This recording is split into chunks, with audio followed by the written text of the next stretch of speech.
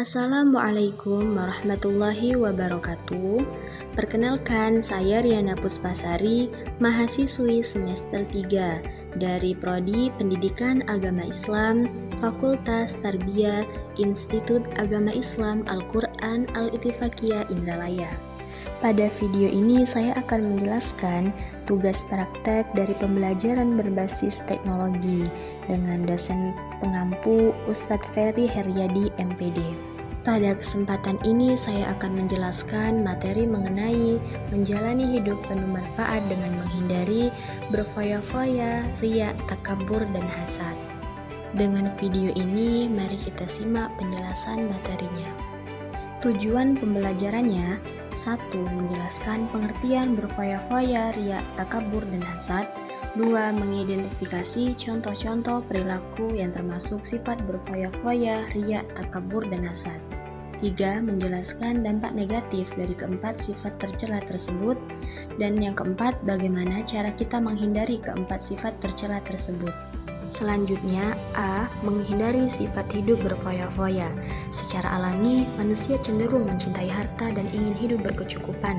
Namun, jika tidak dikendalikan, harta bisa membuat seseorang bersikap boros dan suka berfoya-foya dengan membeli hal-hal yang tidak penting. Gaya hidup seperti ini termasuk perbuatan tercela karena berarti menghambur-hamburkan harta tanpa manfaat.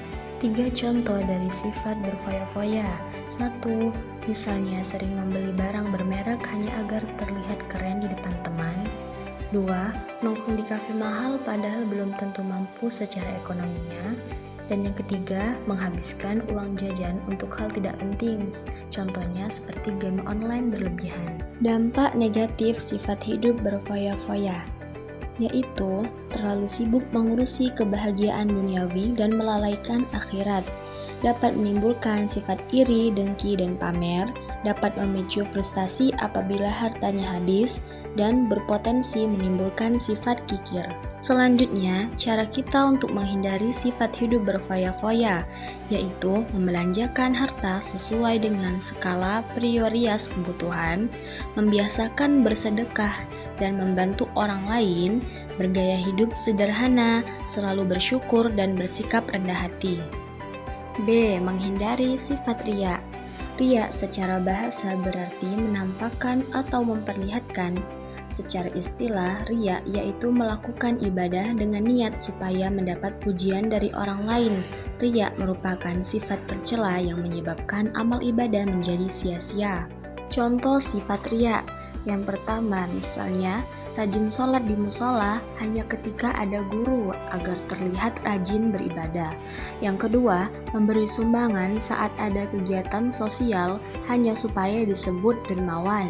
Dan yang ketiga, membantu teman belajar tetapi kemudian menceritakannya ke orang lain agar mendapatkan pujian.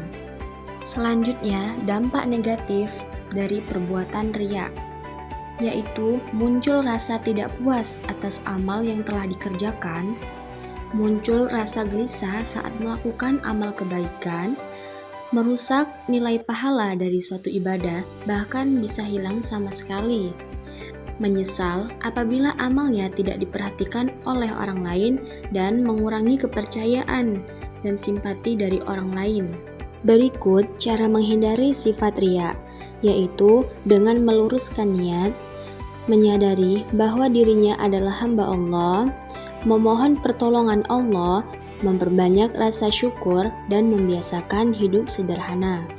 C. Menghindari sifat takabur. Takabur adalah sikap seseorang yang menunjukkan sifat sombong atau merasa lebih kuat, lebih hebat dibanding orang lain. Sifat takabur termasuk penyakit hati yang sangat dibenci oleh Allah Subhanahu wa Ta'ala, karena membuat seseorang ingin terus-menerus menunjukkan kehebatan dirinya di hadapan orang lain. Contoh dari sifat takabur: meremehkan teman yang nilainya lebih rendah, tidak mau diajak kerja kelompok karena merasanya lebih pintar. Selanjutnya, dampak dari sifat takabur, yaitu dibenci oleh Allah dan Rasul-Nya, dibenci dan dijauhi masyarakat, mendapat siksa dan hinaan di akhirat, dan mata hatinya dikunci dari memperoleh hidayah kebenaran. Berikut cara-cara menghindari sifat takabur.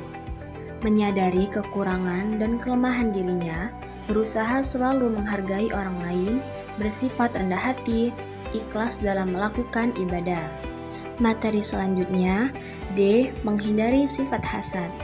Hasad adalah sifat seseorang yang merasa tidak senang terhadap kebahagiaan orang lain karena memperoleh suatu nikmat dan berusaha menghilangkan nikmat tersebut.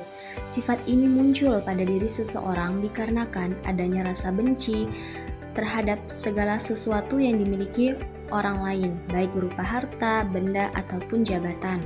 Contoh dari sifat hasad: iri melihat teman mendapat juara kelas atau pujian dari guru, dan membicarakan kejelekan teman yang sukses agar terlihat buruk di mata orang lain. Selanjutnya, dampak negatif mempunyai sifat hasad. Menentang takdir Allah, hati menjadi susah, merendahkan martabat orang lain, dan meremehkan nikmat dari Allah. Dan yang terakhir, cara menghindari sifat hasad, yaitu dengan meyakinkan keadilan Allah, memperbanyak rasa syukur, dan mempererat tali silaturahmi, menjaga sifat rendah hati, dan senang membantu orang lain. Mungkin ini saja yang dapat saya sampaikan. Semoga materi ini bisa bermanfaat bagi kita semua. Apabila banyak kesalahan dalam materi ini dan kurang lebihnya, saya mohon maaf, kepada Allah saya mohon ampun. Saya akhiri, wabillahi taufiq wal hidayah. Wassalamualaikum warahmatullahi wabarakatuh.